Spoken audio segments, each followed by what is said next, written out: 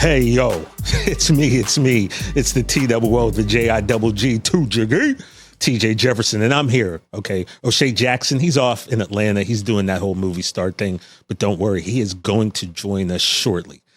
It's a big day for us here at No Contest Wrestling. This is our first podcast on ESPN Disney Plus platform, and it's like a dream come true. We're very excited to be doing this. And as far as we know, we are the very first wrestling podcast to be on the ESPN podcast platform. That's a major accomplishment, man. So I'm very proud of O'Shea, myself, Playboy Don Bowie, everyone here, Jason, Mikey D, RJ, everyone who does this for us, man. We thank all you guys. We thank D-Lo and Hoskins, and I just throw everyone's name out there, Smitch, for helping us to get to this point. And this is just the start, man. We're looking forward to bringing you the best interviews with the best wrestlers in the world. So that being said, we decided that on our first ESPN show, we got to go big. And I think we did that. We're going to bring to you WWE Women's Champion, Tiffany Stratton. It's Tiffy Time, people. Let's go. Fans of the No Contest Wrestling Podcast, you know, with it being our premiere episode on the Worldwide Leader, TJ, we needed some gold around here. You know, we needed to bring some real title feel to our first day on ESPN. And our next guest is a former NXT Women's Champion. She is the current WWE Women's Champion, former Money in the Bank winner. Her name might be Tiffany, but she's not handing out black and blue boxes. She's handing out black and blue eyes. Ladies and gentlemen, welcome Tiffany Stratton. Yes. Y'all know what time it is, to the No Contest Wrestling Podcast. Hello. That's actually a really cool little slogan. I think I might steal that. Hey, you got We're it. not You handing have out black and blue boxes. We're handing out black and blue eyes. That's right. That's right. That's awesome. How are you, first off? I'm doing good. How are you guys? Awesome. We're great. Happy to have you for sure. Thanks for Absolutely. having me. So usually our first question on the No Contest Wrestling Podcast, when we have a new guest, we like to ask them, when did they get bit by the wrestling bug? What was life before that led you to being the superstar that we know now? Ooh, so you want to know about my before life? Yeah. Before wrestling? Yeah. What was up with Little Tiff? Okay. Growing up in Minnesota. Yeah, I'm from Minnesota, Prior Lake, a little small town. And I was a gymnast my entire life. It was literally my life. I eventually quit gymnastics. I kind of fell out of love for it.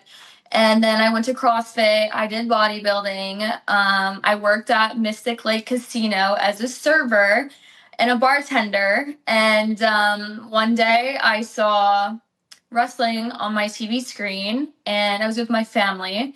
And my mom was actually the person that was pushing me to do this. And she saw Charlotte Flair, and she immediately was like, you could totally do something like that. That's right up your alley. You can do all the things that she's doing.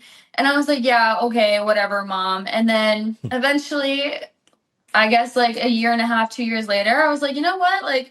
I kind of saw it on Instagram, and it was starting to gain a lot of popularity. And I saw it, and I was like, you know what? I'm going to give this a go. And I found my nearest wrestling school, and it was Mr. Kennedy's wrestling school. I signed up, I did the classes, and my mom actually knew Greg Gagne and reached out to him. And I think he thought my mom was crazy. My mom is crazy, but she's a good crazy. She reached out to him. She said, will you train my daughter? And he was like, I'll take a look. I'll come and watch her bump and run the ropes. And he saw me take my first bump, and he immediately was like, you are actually really good at this for only doing this on a short amount of time. So he coached me. He helped me get a tryout with WWE. And actually, my first tryout got canceled because of COVID. And I was very consistent with them, and I emailed them nonstop, and I asked to be invited back. And finally, a year and a half later, I got invited back to a tryout, and they signed me a week later. And that's that.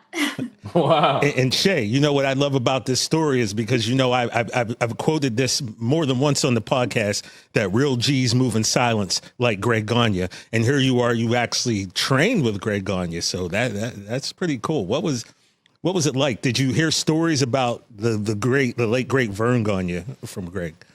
Oh yeah. I heard a lot of stories. Me and Greg, we've bumped heads a couple of times. I'm a little bit of a diva, and he's also kind of a diva. So we got along, but you know, there was moments where I was a little bit of, you know, a brat. But I'm very thankful that I met him. He helped me so much. He helped me learn the basics of wrestling. He's the reason why I killed it at my tryout. I hope to see footage of that tryout one day. I haven't seen it because I rocked that tryout. I was willing to die before not getting a job. But yeah, Greg was awesome. He helped me so much. Now, during those early days, now I know how physical gymnastics can be. I have a little girl, she's 8. She keeps talking to me about gymnastics, and I'm just nervous about any time she climbs anything. But what was your welcome to wrestling moment? A bump you took, or just something that stung a little bit more than you were ready for at the time? Oh, there was so many of those at the performance center. In my very early days of being at the performance center, I would take bad bumps all the time, and I would get like my bell rung. Not the smartest thing. And I would continue to just keep bumping on it. But I would say those first 3-4 months were brutal because all you're doing is taking bumps and you're running the ropes and you're doing cardio drills. It can get pretty intense. I have definitely thrown up from being too blown up, and you know, but yeah, I would say those first 4 months at the performance center was really tough. And in 2021, you were the only woman who was announced in your group of recruits to be training at that. Was. Who else was in your class with you? I mean, I've seen pictures before, but why don't you let everybody know, like, who else was in that class? Because you had some, that was a heck of a class. Yeah. Solo Sokoa was one of them. We got signed together. Who else? I had Malik Blade in my trial class. I had. Was Oba in your class? Who? Was Oba Femi in your class, or no? Was that a different class? No, that's a different class. Those are the two that I can remember. I forgot that one kid's name in NXT. He does like the country boy gimmick. He was also in my class. Not Josh Briggs, but the other one. Yeah, I'm drawing a blank now too, but yeah, I get you. Briggs Jensen, I think. Yes. Yeah. And that's, I had this kid named Bodie. He used to be in Chase U. Okay. Yeah. And that is all I can really remember. Okay. And what was it like down there in the PC at that time? It was lonely. It was very lonely at first because I was the only girl in my signing group. So for the longest time, I didn't really have any girlfriends. And then 4 weeks later, thankfully, another group came. It was the Vegas group. And Nikita Lyons was in it. Maxine Dupree was in it. Jakara Jackson. And thankfully, they came along and we all became friends. And I wasn't alone anymore. So it was very lonely at first, but it got better. Now, we here at the No Contest Wrestling Podcast, we're big fans of Nia Jax. But Nia Jax graced us with her presence early on in our days of a pod. Talk to us a little bit about the times with Nia. She spoke a little bit about you guys' times on the road. She spoke very highly of you. What was that like, traveling with Nia and all those things? Oh, I love Nia so much. I can't put her over enough. The first time that we really got to know each other was on the flight to Australia. She immediately sat down next to me. I didn't even know who she was, but she sat down next to me and we bonded for like 19 hours straight. And we made TikToks. We talked about all the drama in our life and we immediately just like clicked. And ever since then, we've been attached at the hip. And She's just been so amazing to have around. She gives me amazing advice. I've learned so much from her. So yeah, like I said, I can't put her over enough. She's amazing. Now, if I'm not mistaken, I heard you say that your second match ever was with Io Sky. You've worked with quite the list of veterans already, from Io and Becky, and the Elimination Chamber. You had a bit of everybody in there. So who besides Nia, has there been anybody to really give you advice in the back, or that you've kind of looked at for guidance, even now that you're the champion? Yeah, I definitely would say it was Becky Lynch for me. I think that was so. Becky came down to NXT and we had a little feud. Right. We had a match on NXT TV, and then we went to No Mercy. And both of those, I also got to go on the road loops with her, and I got to be on the road and stuff. So that time for me was a time where I was doubting myself a lot, but in the very end of it all, I had learned so much and I had gained so much confidence from just being in the ring with Becky Lynch. It was definitely after the No Mercy match where I was like, okay, I think I can actually be good at this one day, or be like a ring general one day, because I was in the ring with Becky, and I learned so much. Like, I learned how to like call matches on the fly and work on the fly and stuff like that. So I think Becky has a lot to do with me and my confidence, because a couple months later I got called up to the main roster, and I really think No Mercy was the match that put me on the map, and I think main roster saw potential in me. So Becky Lynch is definitely somebody that gave me a lot of confidence and I learned so much from, and I would love to have another feud with her. I got to get my leg back. Absolutely, No you doubt. do. Way to phrase that the right way. I love that. All right. She took the title off me. So, Tiff, even before you made it up to the main roster, I'd like to talk about NXT a little bit. You won your first title, the NXT Women's Championship at Battleground. You had been in the business less than 2 years, about 2 years at this point, right? So what was that feeling like to go home? And, well, first of all, when you found out you were going to go over and win the championship, and then getting that NXT Women's Championship and going home with it, like, tell us like the thoughts about that moment. So I was obviously very nervous. Nobody really had told me like, oh, you're winning the title. I just kind of like found out one day when we were calling the match. I think it was day of, and that's when I found out, and I feel like I didn't really have time to process it. But I had my match against Lyra, and that is probably top 5 favorite matches of mine. I love working with Lyra. She's amazing. And after that match, I don't even think like it set in for another week. And then like I felt almost like I wasn't ready. And I was like, why are they doing this? But as time went on, I got more confident, and I think everything happens for a reason. And I was still growing as a wrestler, as champion. I was still only like 2 years into the business. I don't even think that long, but I was still growing. And I think, when you get pushed like that, you're kind of forced to either sink or swim. So I really had no other option but to swim. And I learned a lot too in a very short amount of time. And I'm super grateful for NXT. They taught me everything. I learned so much down there, and now I'm champion on SmackDown. And I feel like I am champion now because of NXT and how much I've learned down in NXT and from being champion and stuff like that. So I owe NXT a lot for my career. And also in NXT, I guess that's the place where you guys go and you work on character development. And at first you had kind of like a daddy's girl type character, and right before you won the title, and then it kind of seemed like you got away from that and moved on, tweaked your character ever so slightly. What was the thought process behind going from the daddy's girl to the newer version? So the daddy's little rich girl gimmick kind of came from like Sharpay Evans from High School Musical, or like Paris Hilton. I think so. We went with it for a little bit, and then Sean was like, we don't have a daddy for you. We don't really have a payoff.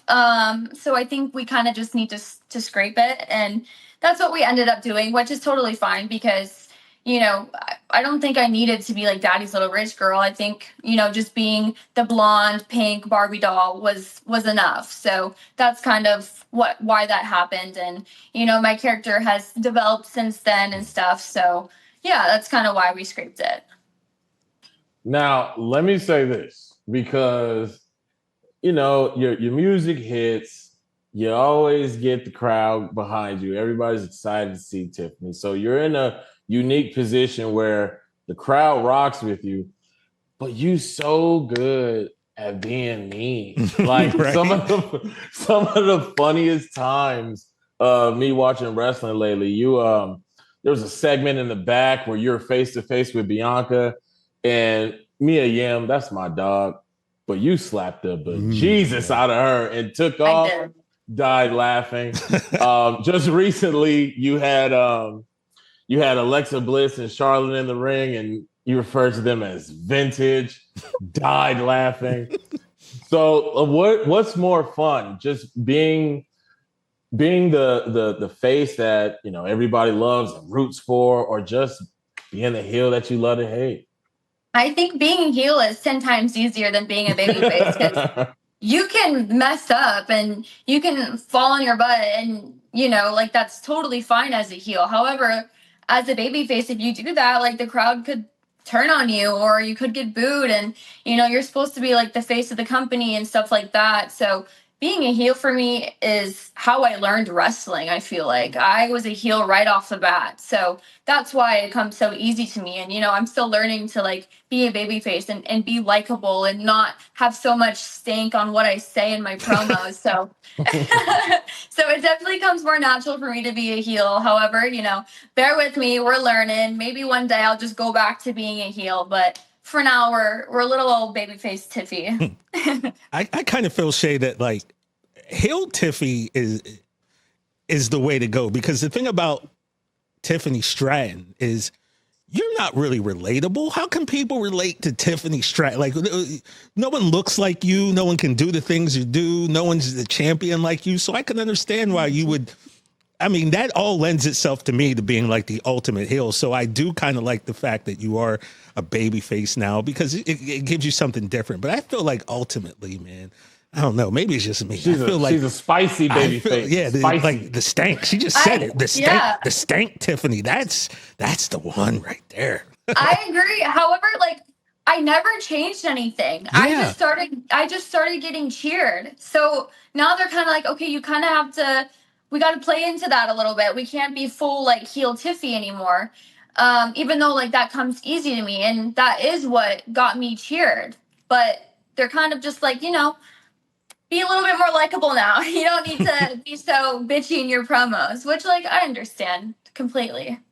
Hey, Champ, by the way, if that belt's comfortable, I know you're holding 20 pounds of gold and rubies on your shoulder. I mean, I don't want to make you hold it up the whole time. It's up to you, because I'm not here to tell you what to do. That's okay. It's resting real good right now. All right, bet. Got anything for first, Shay? Yeah, you are a part of my favorite women's Money in the Bank match ever. Oof. All right. That, like, man, it was such a banger. But in that match, you and Naomi are in the ring. You do a cartwheel into an Alabama slam. And I heard you say that is a move that you never want to take. What other moves out there do you dread taking? Oh, that's a really good question. There's not a lot of moves that I like taking.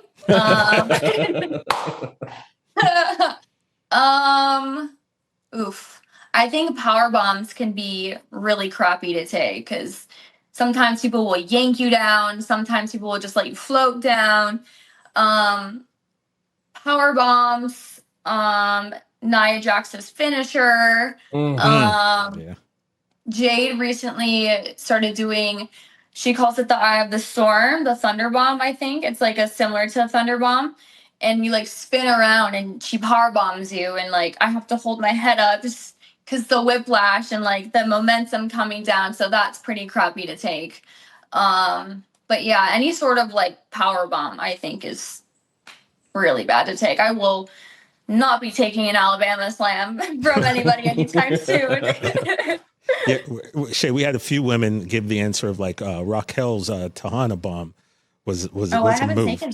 I was about to say I can't really remember seeing you, but I've heard that we've gotten that a few times. That's a move that the ladies just don't like taking.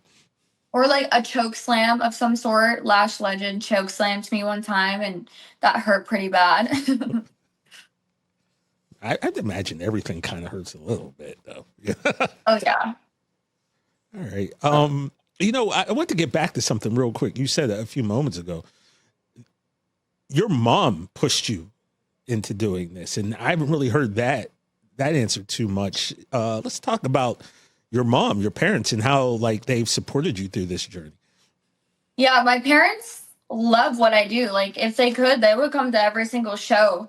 My mom just, I don't know why she loves it so much, but she always just like, no, do it. I'll go with you. And she always went with me to the trainings and stuff because I didn't know anybody. And she was so supportive and she was there for me through everything. And she still is. She still loves coming to everything. She is a little bit of a fan of everyone. And she's always like, oh my God, hi, like I'm Tiffy's mom. And actually, fun fact, my mom's name is Tiffy. So we call her the OG Tiffy. Or no, her name's Tiffany, but we call her OG Tiffy because she's the OG. So yeah, my mom's a little bit of a fan. So every time we're at shows, she runs up to everybody and she says hi, and I have to tell her to calm down. Was that part of the reason you adopted the name Tiffany, or was that just a coincidence? Yeah? So they ask you to put down 10 first names and 10 last names, and I needed like one more name, and I just put down Tiffany. I was like, oh, that's my mom's name. Why not? And then Stratton, I actually got from Wolf of Wall Street. The firm was called Stratton Oakmont, I believe. And then, so it was between Tiffany Stratton and Veronica Swanson. And I picked Tiffany Stratton just because like my mom's name was Tiffany.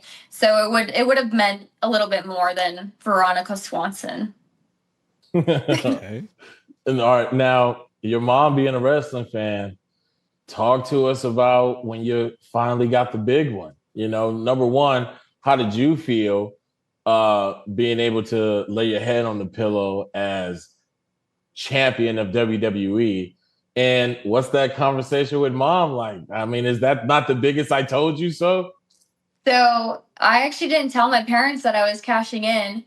I just said, like, make sure you watch SmackDown tonight, please, because sometimes, they get busy, they don't watch. So I'm like, clear your schedule, watch tonight's SmackDown, I've got a match. And my parents were like flabbergasted. They didn't know that I was becoming champion, and they thought it was the coolest thing ever. Like their daughter that's only been on, SmackDown for what? I think it was around 6 months, or no, a year, almost a year at the time, like 3 years into the business, winning a title. They were so amazed. I was just amazed with myself. I couldn't believe it. I didn't know it was happening that day.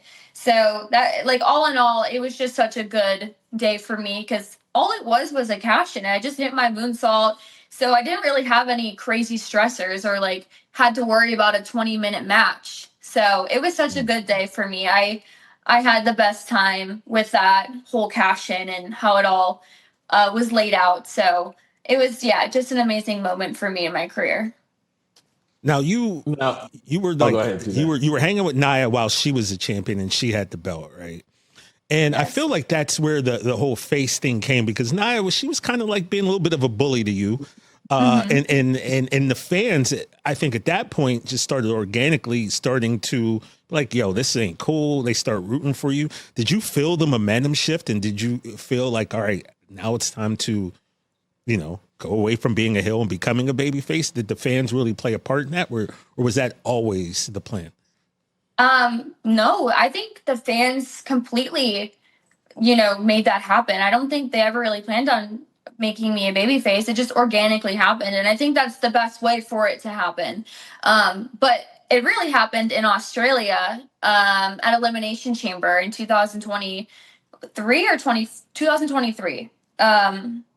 The crowd completely like knew who I was. They were chanting Tiffy Time the whole time. It was my first PLE as a main roster talent. I really didn't think anybody knew who I was because I had just gotten called up like a month ago, and I just had my Rumble debut. So I didn't really expect much going into this PLE. And turns out like all of Australia knew who I was and was chanting Tiffy Time the whole time. And it carried over into the States, thankfully. And ever since then, the crowd's been on my side, and I'm like so thankful for that. I think, like I said, that was the best way for it to happen, being a heel and, you know, eventually getting the crowd to cheer you organically and not forcing anything. And then when I won the briefcase, I think that made things even more likable, I guess you could say. You know, the anticipation of the cash in and turning on Nia, someone who was bullying me and kind of putting me down and telling me I wasn't ready to be champion. So I think it was a lot of different factors going into everything. And eventually when I did cash in, it was just like the ultimate payoff that you could get in that story. I had finally defeated my bully, and, you know, I was finally champion. So a lot of factors went into me getting cheered and becoming a babyface. And here we are, still a champion, like 247 days later, something crazy like that. So, yeah. And Shay, if I could jump in again real quick. Now, Tiff, you know, watching, you know, Clash in Paris, you're hearing the chants that some of the wrestlers get. And I always kind of wonder this, because this type of reaction only, I feel like, rock stars, rappers, wrestlers can get. When you're in that elimination chamber and those Australian fans are absolutely losing it for you, because does Australia have a prime minister? Because if so, whoever runs Australia, you would have won the election that night, as far as I'm concerned. What does that feel like? Because I'm thinking of AJ Styles yesterday, right? At the Clash, and the crowd's chanting. They have that chant for him that they did last year, and they did it again this year. And he's standing there and he's feeding off of that. So just for someone like me who probably never had that moment, what was that like to be in that chamber and hear those people just losing it? For me, yeah. So for me at first, I was like, are they chanting for me? Because I couldn't hear the chant clearly. I was just so focused on, you know, making sure that the match was going smoothly. And I was in the little chamber thing, and I was like, what the heck? And I started giggling. I think there's a video. I just started laughing because I was like, there's no way they're cheering for me right now. And then I was like, okay, I got to lock in right now because they're expecting me to be good because they're chanting my name now. So I'm like, oh my gosh, okay, I got to make sure like I don't botch anything. I don't mess anything up. So I was like, okay, lock in. As soon as my thing went off and I was in that ring, I was balls to the walls trying to get everything perfect, everything down. And it gave me so much, it almost gave me like an adrenaline rush, and it gave me more confidence. But I also like put a little bit more pressure on myself because I'm like, okay, now they're chanting me. I have them. Like, I hope I don't mess anything up and, you know, make them hate me now. But for the most part, I got a huge confidence boost from everything. And that match was so amazing. I mean, every girl in that match killed it. And yeah, it was my breakout moment for me, I feel like. All right, now I have to bring this up because, like I said, it's my favorite women's Money in the Bank ever. But my best friend in the whole world, my man Roman, he's a Tiffany Stratton fan. Every feud you have, I get this long list on why you should go over, and I have to tell him, Roman, we don't control anything, man. But he breaks down why Tiffany should go over. But he also loves him some Chelsea Green. In that match, you send Chelsea Green all the way out of the ring, 2 tables. She couldn't have landed any more perfect. Talk to us about what goes through your mind with a spot like that, and then compare the madness of a Money in the Bank versus an Elimination Chamber. So going into that spot, I was so nervous, like Chelsea was going to hurt herself. So I made sure to like not push the ladder too hard. Just enough. But I was nervous as crap for her. And as soon as I got that over with, she landed safely. I was like, okay, now it's time for me to have my moment. So that was just an amazing Money in the Bank match for me. But the difference between of Money in the Bank and Elimination Chamber, I think it's the ladders, obviously. The ladders are so scary and you have to watch out. there's like 7 ladders in the ring and you're like making sure you're not tripping over them. So I think elimination chamber matches are so much more fun to watch just because like you don't know who's coming out next. You've got the little blinker going on. There's a cage involved. I think the elimination chamber matches too are also easier to kind of put together and stuff like that. But yeah, I think Money in the Bank's a little bit more of like you said, like madness because of the ladders and stuff. A lot can happen with ladders. Now, my tag team partner over here, TJ Jefferson, he is the biggest, and by biggest, I mean the only Mets fan that I know personally. Listen. Hold on, bro. We got company. Relax, man. Chill, bro. We're on ESPN now. So, that's fact. You've thrown out the pitch twice at Mets games, but the second time you got jumped by Nia. I want to talk about how fun is it to do wrestling stuff in non-wrestling worlds.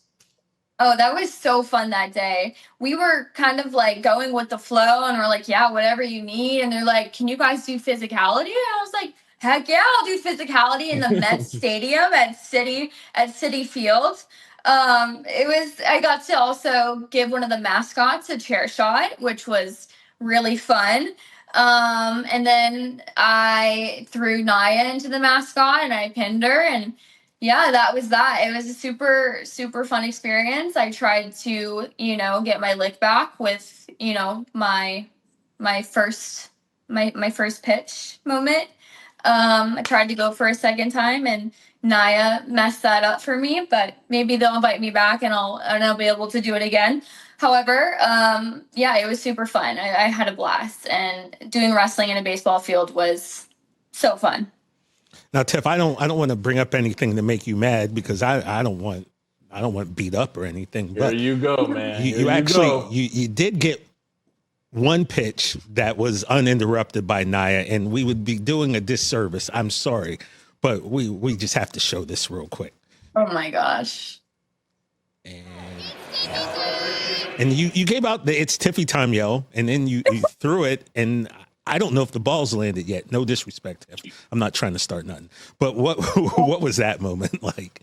Cool. I was so nervous for some reason. I was like, I hope people don't think like I'm not athletic. So my goal was to just get it to the catcher. But I never thought like I would overshoot it or like shoot it sideways. So that was my plan. And that did not work. I completely shot it like sideways and it went way over everybody's head. So hopefully I can, get a third try eventually and, get my lick back. But yeah, that was what was going through my head. Last year we, as a Mets fan, we had Grimace. He came out and threw out a first pitch, turns our entire season around. And now this year, I think when we win the World Series, we're going to have to put you on one of the floats because you have now done something to help boost us to a championship level. So thank you, is what I'm saying. Wait, are the Mets doing good? Of course. We're doing Yes! Curse them.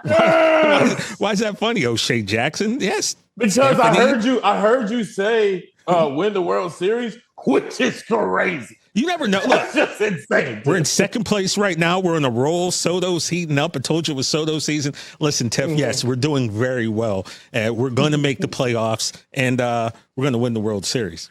And you heard that here first. Happy to hear that. Did you tell the Dodgers that? Who? You tell the Dodgers that? I don't even know. I don't know what you're talking. All right, cool, man. That's cool, man. I get it. It's been interference and everything. All right, just like your mic wasn't working earlier. Yeah, I get it.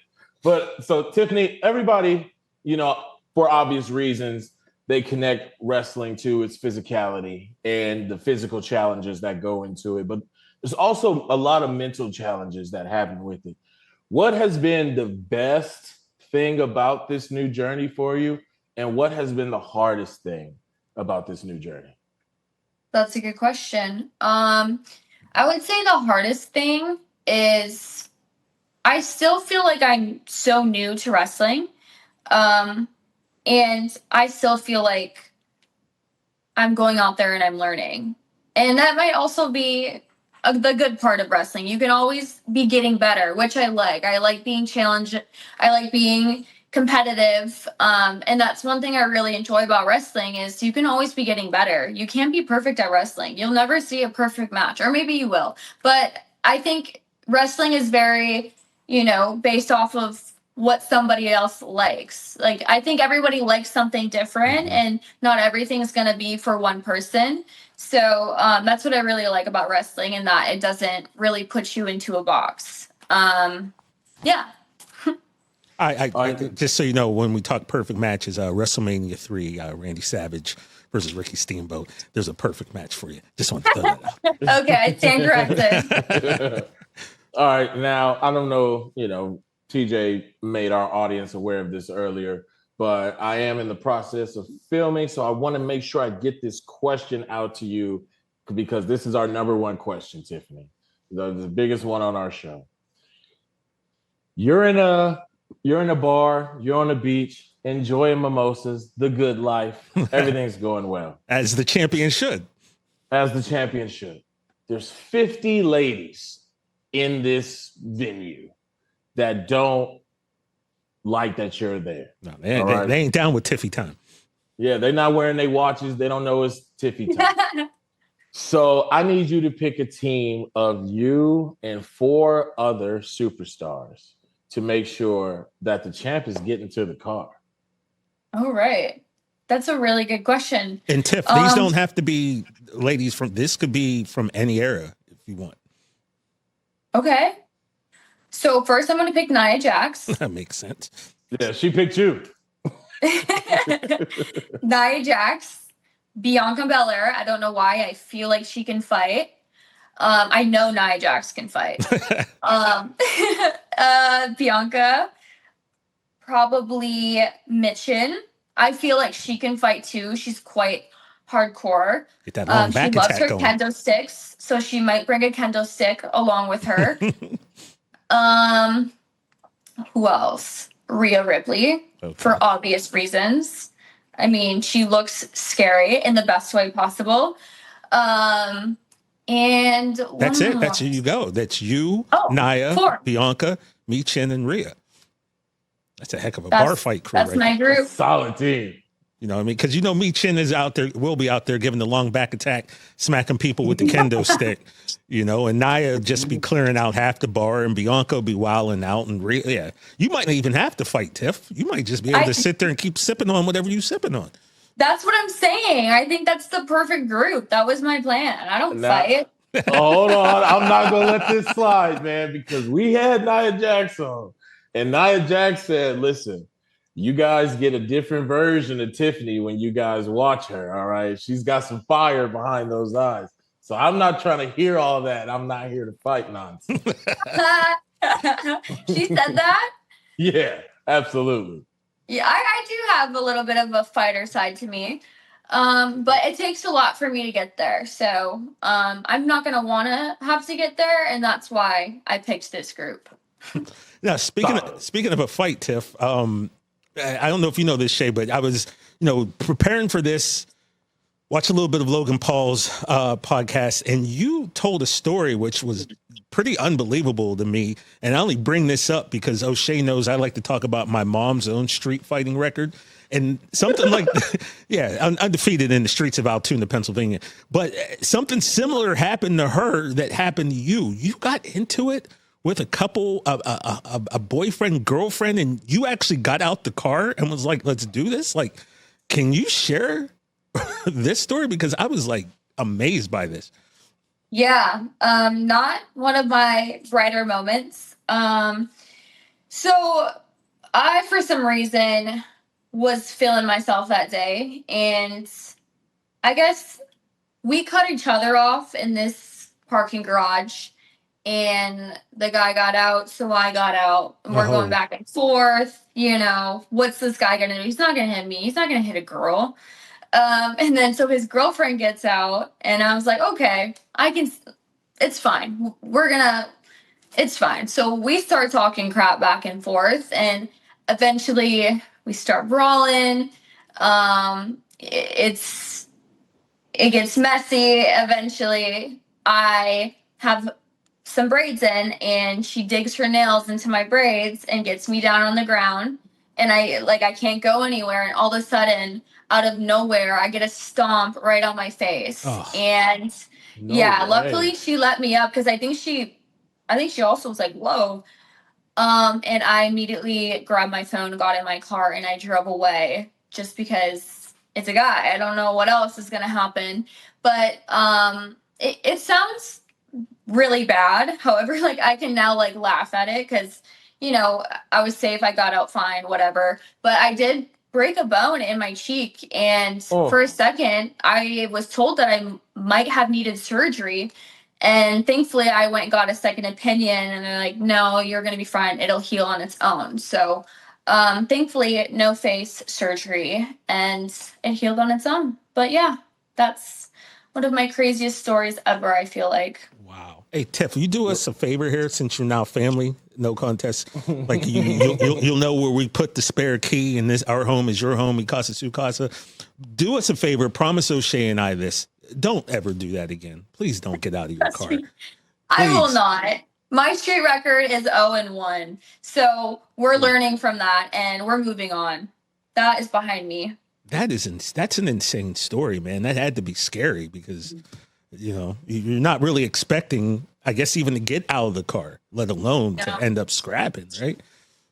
Nope, I was not expecting any of that, and it happened so quick too. So I didn't really have time to react, but thankfully I'm okay and everything's good now. So Well, she in the ring now, letting them know what time it is, TJ. That's all we need right now. Exactly. They didn't know what time it was. You gotta let them know what time it is, Tiffany. And plus, Tiff, like my one of my best friends is an actor, and you know how guys get. We all start messing around, and it gets a little physical sometimes. And he'd always go, "Watch out for the moneymaker. You can't have anything happen to the moneymaker, Tiff." Not here, please. Do not touch my face. Anywhere else, we're good. All right, now I gotta make my escape. I got a movie to film, but I gotta ask one more question, TJ, and then I'm gonna leave it to you because you're the best in the world, my best tag team partner I can ask for. Oh, thank you, Tiffany. What's up with them heat lamps in the back? Who's in there?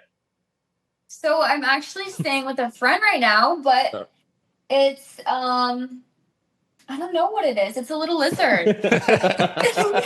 I don't even remember what his name is, but it's a lizard, and I think the story behind it is my friend, she was a substitute teacher, and she got the class this lizard, and they ended up, I think she got a new job or something, and like they said that they couldn't take the lizard, so she's just like, oh, I've got a lizard now, and he now lives with her and he chills over there. So yeah. All right, those are the exclusives we need.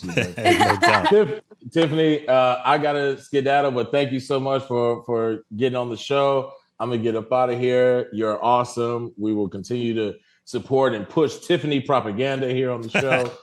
TJ, yes sir. I love you, man. My man. TJ, I love you, bro. My dude. All right, I love you. Have a good one. Dang. We'll see you soon. I love you, bro. My G. Tiffany, you see that? What's going on? Do you not love him back? Thank you. Oh my God. Thank you. It's all right. It's all right. God sees you, TJ. Y'all have a good day. All right. My man. You go do that movie star thing. All right, Tiff. So it's me and you for a few minutes, if that's cool. He's got to go, film a movie, I guess, big time stuff. So I know you were a gymnast, right? What gymnast inspired you back in the day? So I loved Simone Biles, but that was kind of like when I was a gymnast. But who I really loved was Shawn Johnson, and she was big during the 2008, I think it was the Beijing Olympics, and then she went to, I think she tried to do some sort of comeback for 2012.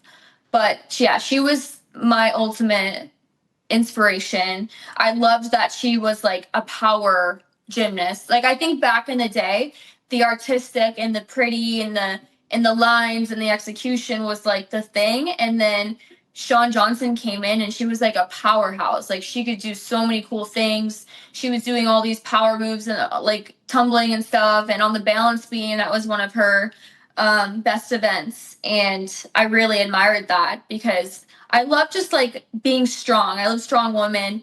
I was always like a strong girl growing up. I always worked out and stuff. So when I got into gymnastics, I was always like the power athlete, I guess. So yeah, I loved Shawn Johnson. Okay.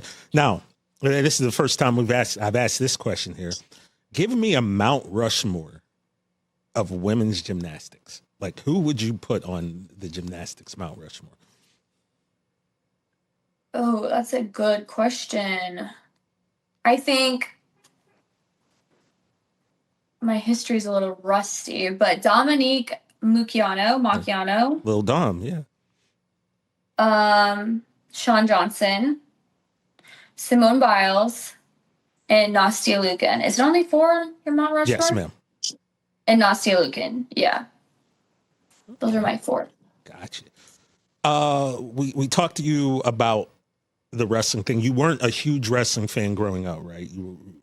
But Correct. I'm sure as you start this journey, you've gotten into wrestling, and I'm sure. So was there a moment as a fan that wrestling broke your heart? As a fan, I will say now that I am a wrestler and I kind of know everybody and I'm friends with everybody, I do enjoy watching Raw, SmackDown, and NXT now. That is actually very entertaining for me. But I don't know if there was like a moment where I got my heart broke. I will say I felt really bad for Rhea when it was the Dom and Liv stuff. Yeah. Because I think it was at SummerSlam where it looked like she was actually like distraught and she was crying, and that I felt really bad. I love Rhea. She's such a nice person. So I think that would be a moment where my heart broke for somebody in wrestling. All right. So you weren't down with Dirty Dom then, the Playboy Dirty Dom. Okay. Because if I'm not mistaken, there was a moment where you guys were in the ring together. I felt everybody kind of thought, oh, is Dom going to try something here with Tiff? But I can tell now that he gets no play from you. No, I was more so for that title that Liv had, you know? I was trying to get under her skin. If I take that title, does Dom come with me? I don't know, Liv. We'll see. Dirty Dom, man. You spoke about some of the people that you've worked with. What women, and maybe not even women, what performers have you taken inspiration with or from?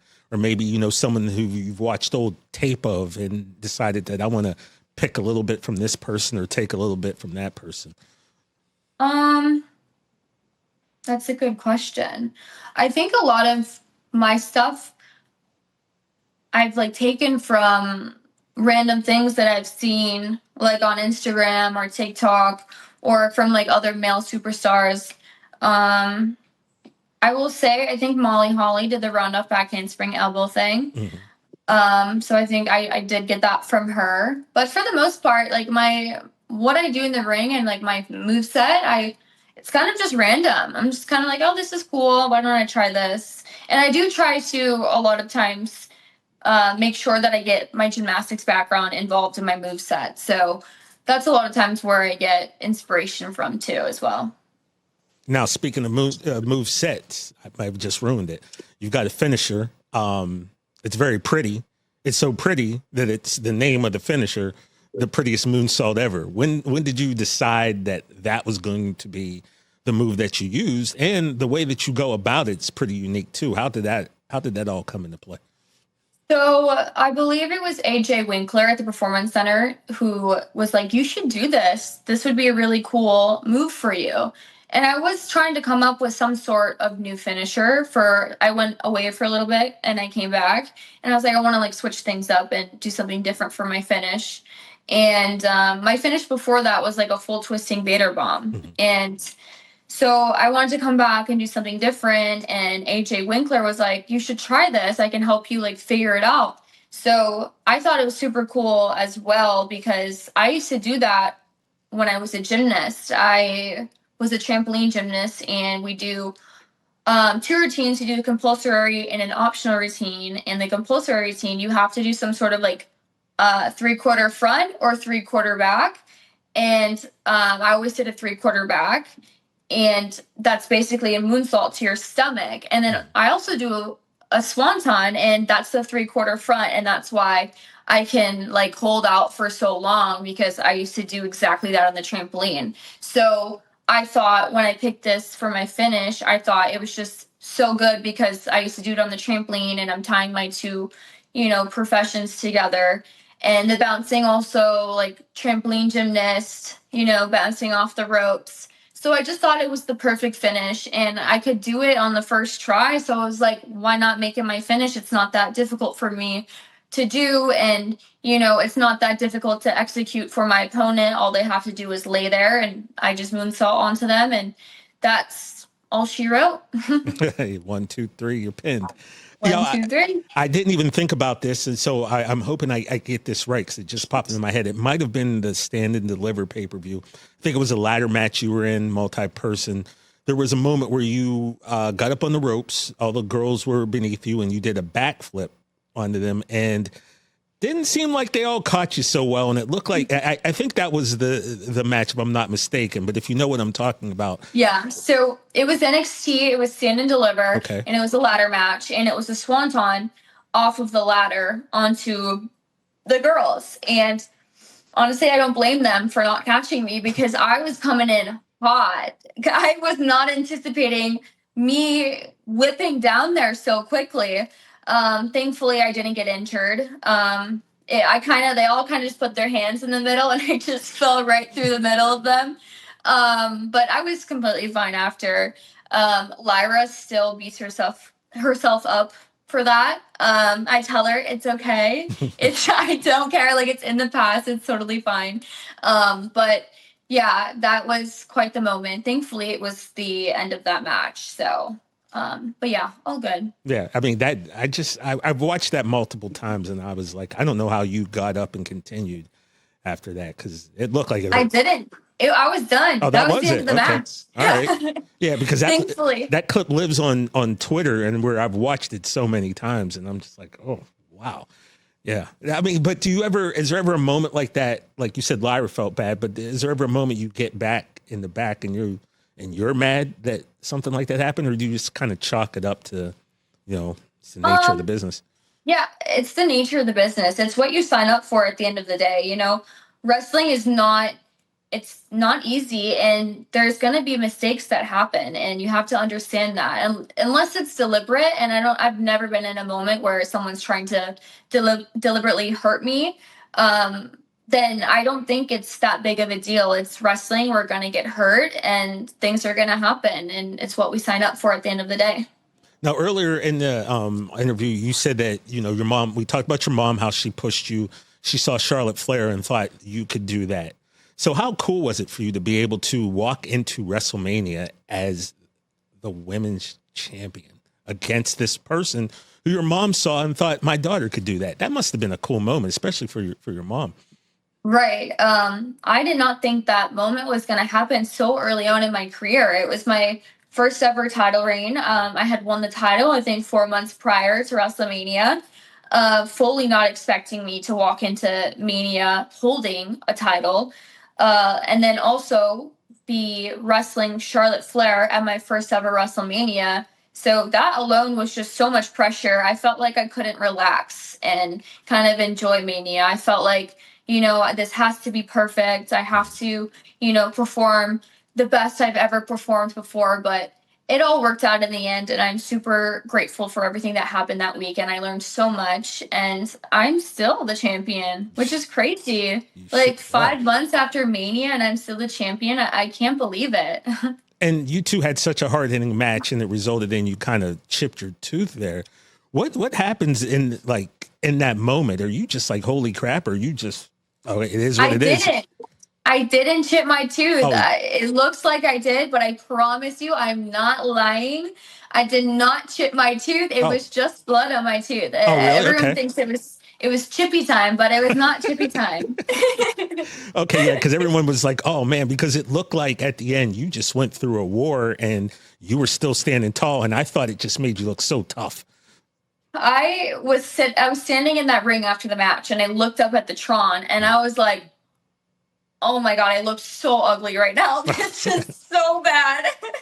That's immediately what I thought. My hair is a mess. My face is a mess, but whatever. I just had a 25-minute Wrestlemania match with Charlotte Flair. Like, you're not going to come out looking pretty. So, yeah.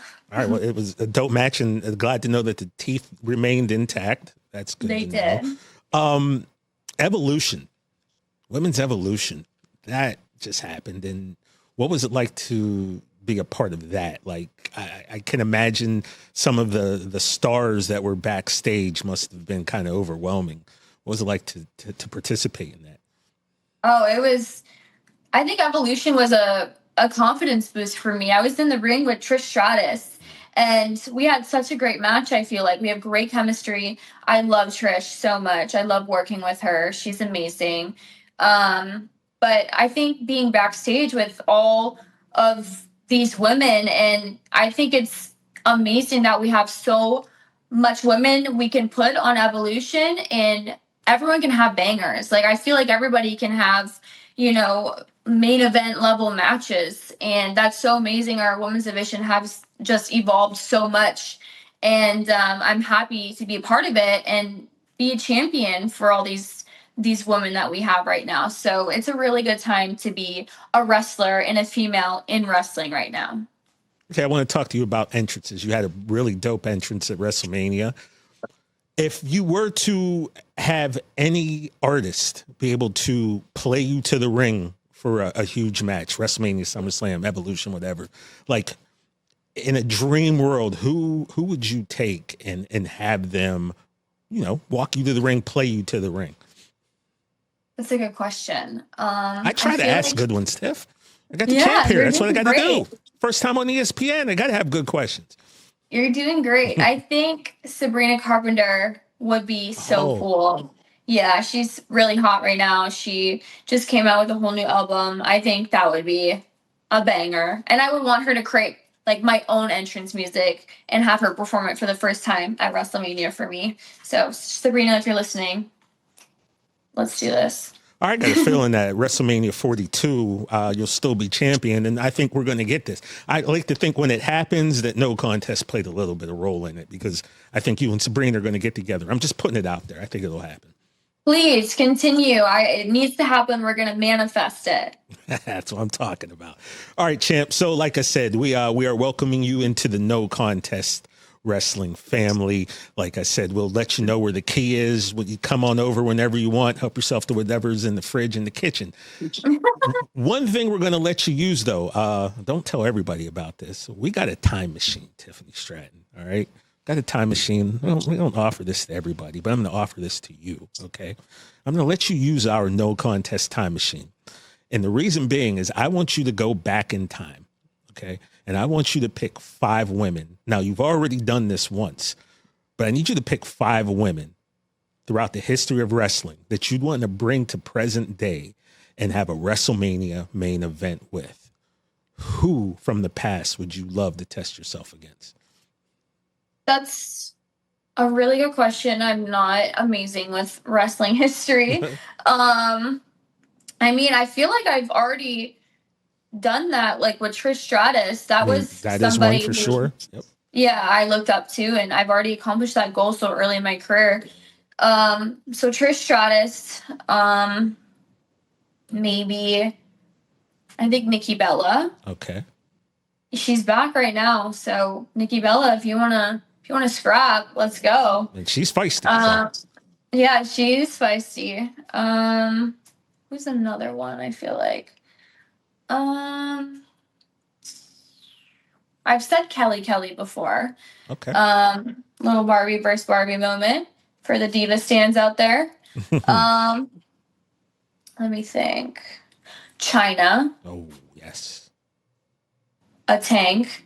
I think that would be super cool. Who else? Maybe Lita. Oh, Moonsault versus Moonsault. There you go. I like that. So China, Trish, Nikki Bella, Kelly, and Lita. Yeah. I like that. That's a good list. I'm coming to see all 5 of those matches. Well, Tiff, I mean, I could sit here and talk to you for the next hour, but I'm sure you got better things to do. So, Nah, we're chilling. I love it. Love it. Any, what's up next for you? What's up next for Tiffany Stratton? What can we expect?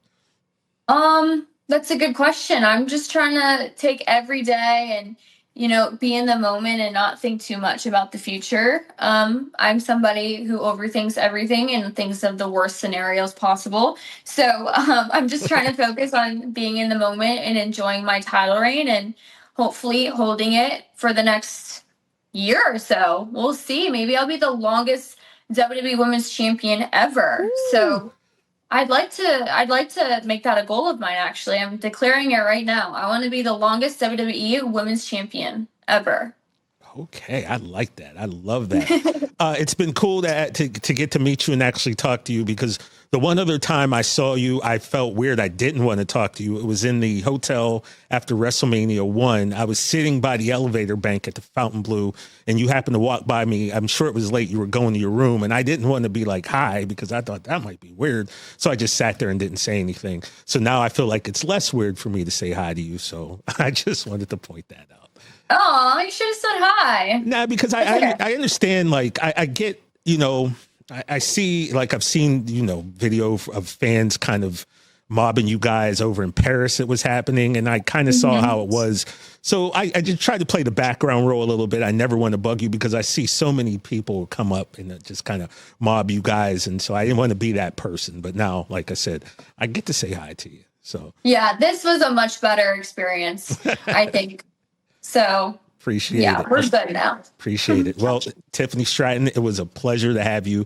Like I said, this is our first podcast on ESPN. We knew we had to do it big, so we had to go out and get someone holding some gold, and that was you. So we wish you nothing but the best. Continue success. Stay healthy. Please, for the love of God, don't get out of your car anymore. No matter what the odds look like. Thank you. Don't you worry. Thank you so much for having me. This was so fun. It's Tiffy Time over here. So let's go. Wow, man. What a great interview with Tiffany Stratton, man. She's awesome at what she does. Still new to this business. The future is so bright for her. And as long as she stops getting out of the car squabbling with random people in parking lots, her future is going to be very bright. Make sure you tune in next week, next Monday. We're going to be back with you. O'Shea will probably still be on Zoom because, he's making movies. He's got a day job, but he loves his second gig, and that's here at No Contest Wrestling. And make sure you follow us on all of our social media. There's No Contest on Twitter, No Contest Wrestling Podcast on Instagram, No Contest Wrestling Pod on TikTok.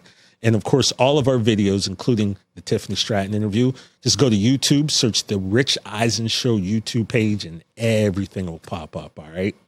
Until next week, I'm TJ for O'Shea, and don't turn your back on the Wolfpack. You might wind up in a body bag.